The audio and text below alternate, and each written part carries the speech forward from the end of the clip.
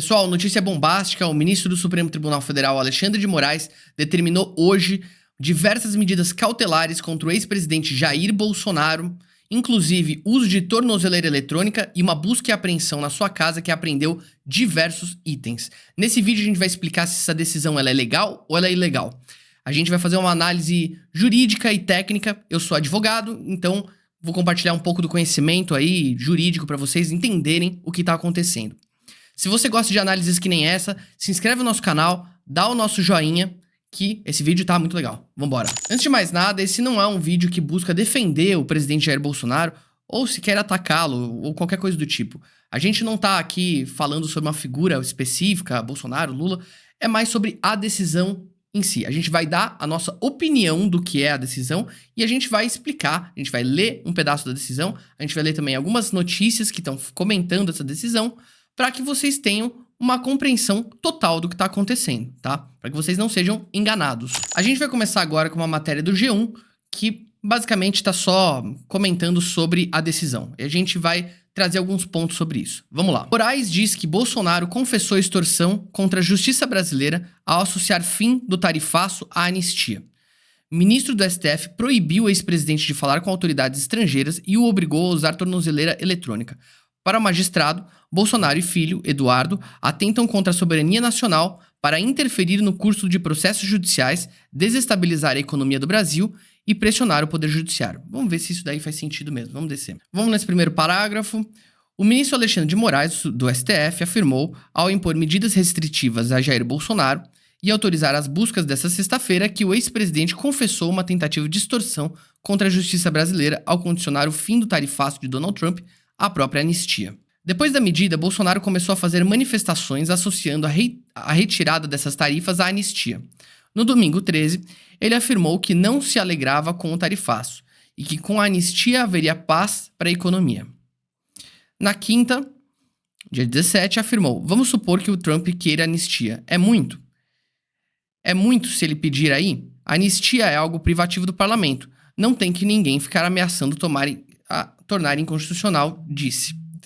Esse é um ponto interessante porque o presidente Bolsonaro, ele sustenta uma narrativa que ela é diferente da narrativa da imprensa, né? Então, existiram aqueles atos antidemocráticos, né, do 8 de janeiro de 2023, se não me engano. Existe a narrativa de que esses atos foram antidemocráticos e que o Bolsonaro teria, de alguma forma, incentivado um golpe militar. Eu não vou comentar o processo, se ele incentivou ou não, esse não é o mérito desse vídeo.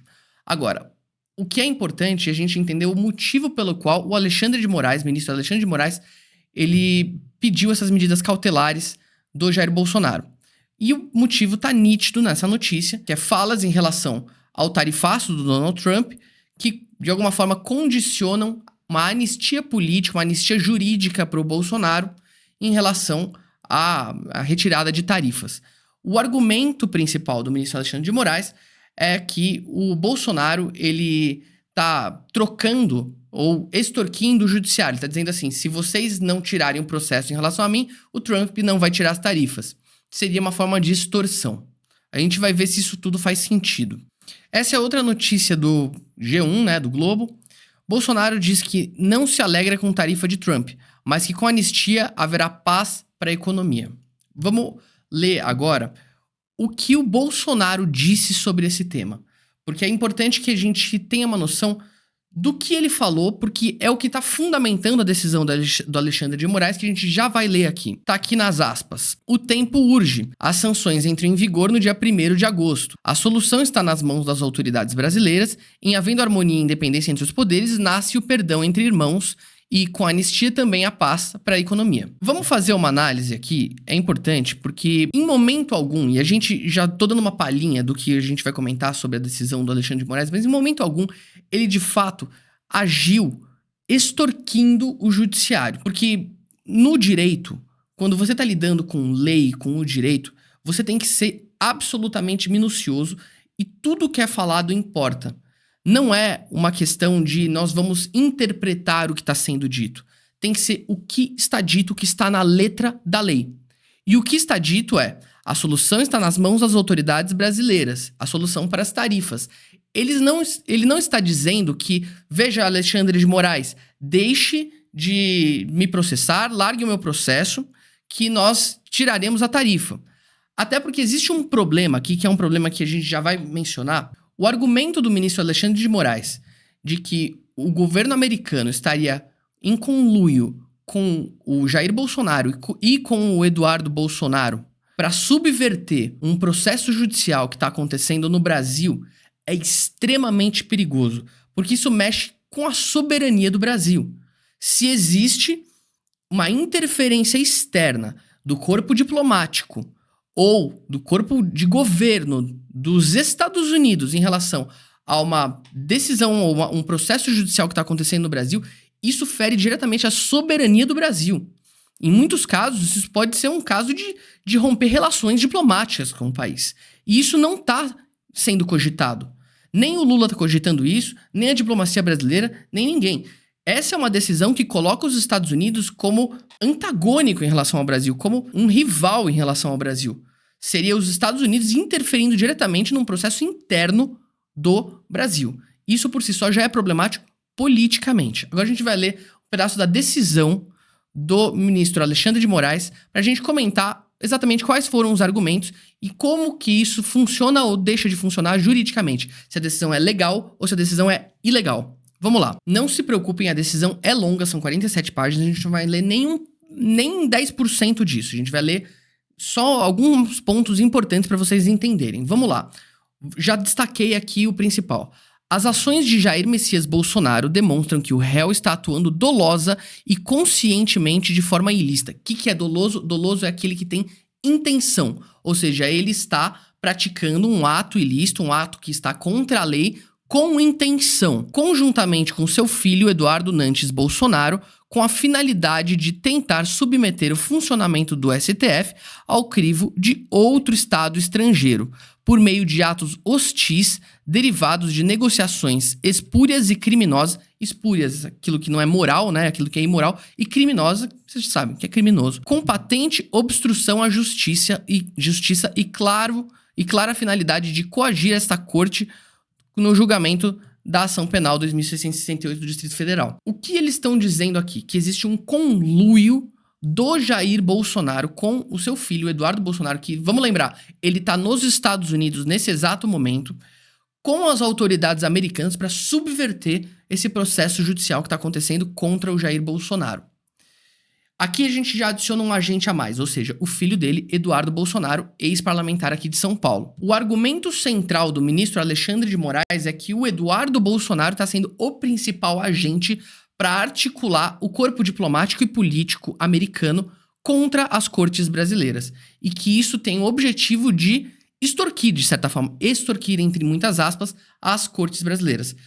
Mais uma coisa que eu tava esquecendo. Não existe extorsão judiciária. Isso não é um crime, não existe isso. O que existe são alguns outros crimes que a gente vai comentar, que tem a ver com o que ele tá sendo julgado, a abolição violenta do Estado Democrático de Direito, e algumas outras coisas aqui que a gente vai comentar sobre coação no curso do processo e algumas coisas que o ministro Alexandre de Moraes vai colocar aqui em seu texto. Mas a notícia, vamos voltar na notícia rapidinho, só para vocês verem. Aquela primeira notícia diz que Moraes diz que Bolsonaro confessou extorsão contra a justiça brasileira. Não existe extorsão contra a justiça brasileira. Isso não é um crime. Existe o crime de extorsão e existem outros crimes. Não existe um crime de extorsão contra a justiça, tá? Vou deixar claro. Voltando aqui para a decisão. Aqui o ministro Alexandre de Moraes, ele coloca exatamente as postagens do Eduardo Bolsonaro que justificam essa decisão. Então vamos lá. Repito, Alexandre de Moraes invade a jurisdição dos Estados Unidos ao impor censura e bloqueio a empresas e pessoas que vivem nos Estados Unidos. Por este mesmo motivo, o promotor e investigadores do TPI sofrem sanções OFAC. Por isso, também a empresa do Donald Trump e o Rumble processam o Moraes. Eu acho isso muito curioso, porque o ministro Alexandre de Moraes usa isso como argumento, usa esse tweet do Eduardo Bolsonaro como um argumento para dizer, veja, existe ali um atentado à democracia, às instituições, ao judiciário. Mas me desculpa, eu não consigo ver nada aqui. Mais uma vez, vamos deixar claro, eu não estou defendendo o Eduardo Bolsonaro, eu não estou defendendo o Jair Bolsonaro, eu não estou defendendo nenhuma figura, sequer eu estou atacando pessoalmente o ministro Alexandre de Moraes. Eu estou comentando a decisão, tá? Deixando bem claro isso. O Eduardo Bolsonaro, ele fez um comentário que ele diz não acreditar nas instituições judiciárias, que ele diz que o Jair Bolsonaro está sofrendo uma perseguição. Por que isso seria problemático num contexto jurídico? De que forma isso interfere no processo? Eu não vejo de que forma isso especificamente interfere no processo. Para isso ser fundamentado, tem que ter sido falado, tem que ser específico, não pode ser uma coisa genérica, né? Vamos continuar. Descendo um pouco aqui, a gente vê. As condutas de Eduardo Nantes Bolsonaro e Jair Messias Bolsonaro caracterizam claros e expressos atos executórios e flagrantes confissões das práticas de atos criminosos, em especial dos crimes de coação no curso do processo, artigo 344 do Código Penal. A gente já vai ver agora o que é isso. Obstrução de investigação de infração penal que envolva organização criminosa, artigo 2º, parágrafo 1º da Lei de Organizações Criminosas, essa lei daqui, 2.850 de 2013, e atentado à soberania, artigo 359(1) do Código Penal.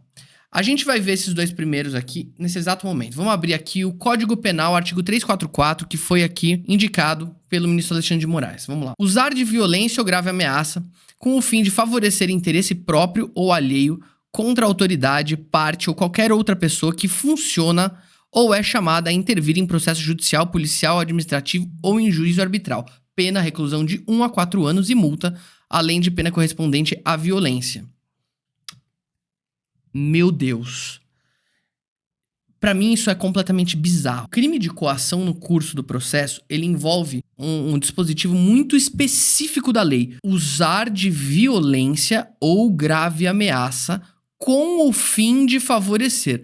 Ou seja, a lei, o resto da lei, favorecimento à autoridade, etc., está condicionado, está atrelado ao uso de violência ou grave ameaça. Tudo que foi mostrado pelo ministro Alexandre de Moraes foram posts em redes sociais e aquele comentário que a gente já leu no começo desse vídeo. Não existe grave ameaça. Grave ameaça é eu falar pra você, olha, se ou você move uns pauzinhos no meu processo ou eu vou sequestrar sua mãe. Violência é eu colocar a arma na sua cabeça e falar, mova uns pauzinhos no curso do processo. São exemplos esdrúxulos extremos, mas para vocês entenderem do que a gente tá falando aqui. Para mim, me parece completamente bizarro usar o artigo 344 para caracterizar esse crime. Vamos voltar para a decisão que a gente comentou aqui, ó. O artigo 2º, parágrafo 1º da Lei de Organizações Criminosas. Aqui, ó. Vamos lá. Promover, constituir, financiar ou integrar pessoalmente ou por interposta pessoa organização criminosa. Daí tudo bem, promoção, constituir, financiar organização criminosa. Antes se chamava quadrilha, aquilo todo mundo fala, é uma quadrilha, virou organização criminosa, tá? Pena, reclusão de 3 a 8. Parágrafo 1º, que foi o que o Alexandre de Moraes usou. Nas mesmas penas, incorre quem impede ou de qualquer forma embaraça a investigação em infração penal que envolva organização criminosa. Aqui, eu já acho que também fica complicado, porque impede, vamos lá, ou, de qualquer forma, embaraça a investigação de infração penal. Esse é o pedaço. Impedir não está sendo impedido. Impedido seria equivalente a eu tentar, de alguma forma, impedir a sentença de um juiz, impedir que a polícia se manifeste, coisas desse tipo. Embaraçar já é alguma coisa um pouco mais dúbia. Embaraçar seria eu complicar a investigação. Nesse ponto, não sei. Me diga você. Você acha que os comentários em redes sociais, os posts, os tweets, eles geram embaraço à investigação criminal? Talvez. Talvez sim, talvez não. Mas não me parece um pouco dúbio? Não me parece uma coisa um pouco subjetiva? Vamos colocar dessa forma. Por fim, a gente vai falar um pouco agora sobre as medidas e a decisão em si, né? Quais foram, o que foi apreendido na busca e apreensão que foi realizada e quais foram as medidas interpostas pelo ministro Alexandre de Moraes contra o ex-presidente Jair Bolsonaro nessa decisão, né? A gente não vai ler a decisão agora, a gente vai voltar para aquela primeira notícia, porque tem um infográfico fácil para vocês entenderem. Vamos lá. Aqui as medidas. Medidas cautelares contra o Bolsonaro. Tornozeleira eletrônica, proibido de usar redes sociais, não pode sair de casa à noite dos finais de semana e proibido de falar com outros réus investigados, incluindo o filho Eduardo. Eu falei para vocês que eu faria uma análise jurídica e a gente vai ter que falar sobre essas questões. Então eu vou ter que explicar para vocês brevemente como que funciona essas medidas cautelares.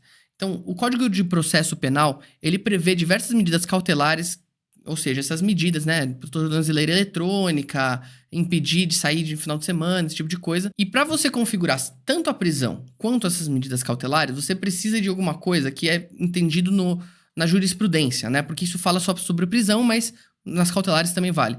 Que é o que a gente chama de indícios de autoria e materialidade, ou seja, autoria, que essa pessoa específica, cometeu um ato, e materialidade. Existe matéria, existe material para o crime. O crime foi consumado, o crime existe. E o que a gente chama de periculum libertatis, que é o perigo à ordem pública. É a liberdade dessa pessoa configura um perigo à ordem pública. O fato é, a lei indica com muita clareza que para você configurar isso, você não pode usar um argumento genérico e vago. Tem que ser específico. O porquê que a liberdade, nesse exato momento, a liberdade dessa pessoa está causando perigo à ordem pública. O porquê que o Jair Bolsonaro não usar agora uma tornozeleira eletrônica causa um perigo à ordem pública. O argumento do ministro Alexandre de Moraes é que ele poderia fugir para uma embaixada, que ele poderia ir para os Estados Unidos e coisas do tipo por conta da proximidade que ele tem em relação às autoridades americanas. Mas isso, para mim, na minha visão como advogado, não se sustenta. Porque não basta você ter amizade com americanos e com autoridades americanas. Tem que existir de alguma forma um plano para que isso ocorra. Tem que existir alguma conversa sobre isso, algum indicativo. Não basta você só ser próximo de autoridades públicas nos Estados Unidos. Porque eu posso ser próximo, eu posso ter amizade, eu posso até ir para lá. No caso, ele não pode porque ele tá com o passaporte retido. Mas são medidas que, para mim, não se sustentam. Para mim, não fazem muito sentido. Bom, foi bastante coisa, eu sei. E esse vídeo, ele é um vídeo informativo, um vídeo explicativo. Mais uma vez, eu sou advogado, então eu tô falando isso com base nos meus conhecimentos jurídicos. Você pode opinar diferente, você pode achar que as medidas do Alexandre de Moraes estão certas. Você pode achar que, enfim, o Bolsonaro deveria estar preso ou deveria ter essas cautelares. Me diga o que você acha. Manda aí nos comentários. E mais uma vez, se inscreva no nosso canal, dá o nosso joinha, porque esse é o tipo de conteúdo que a gente produz. Conteúdo que a gente não tem medo de ficar aqui falando com vocês para explicar exatamente o que é bem robusto sobre uma investigação, além do que as pessoas estão falando. Porque a mídia está falando de extorsão, de tribunal. Isso não existe. Então, aqui a gente traz para vocês a verdade. Muito obrigado pela sua audiência e um grande abraço.